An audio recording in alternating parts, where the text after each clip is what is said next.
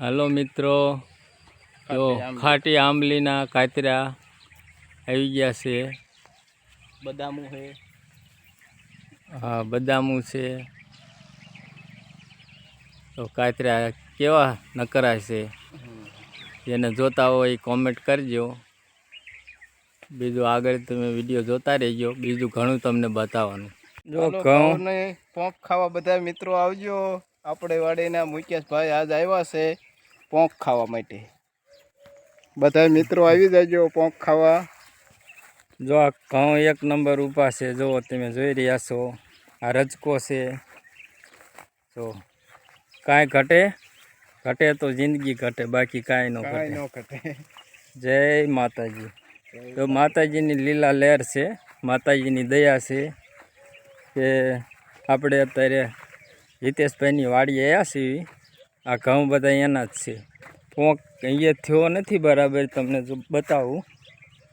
એ થોડા કાચા છે.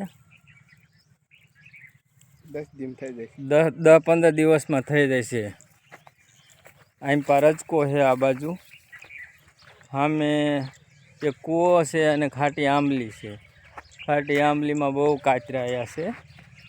પુષ્કળ બહુ અતિશય આખી આંબલી ભરી છે ઓલે કાતરાની. તો તમને બતાવું સેટેથી. જો તમે જોઈ રહ્યા છો, ખાટી આંબલીના કાતરા બહુ આવ્યા છે. આ રજકો છે.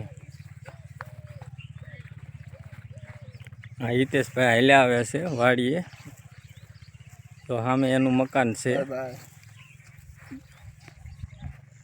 તો એક નંબર ઘઉં છે.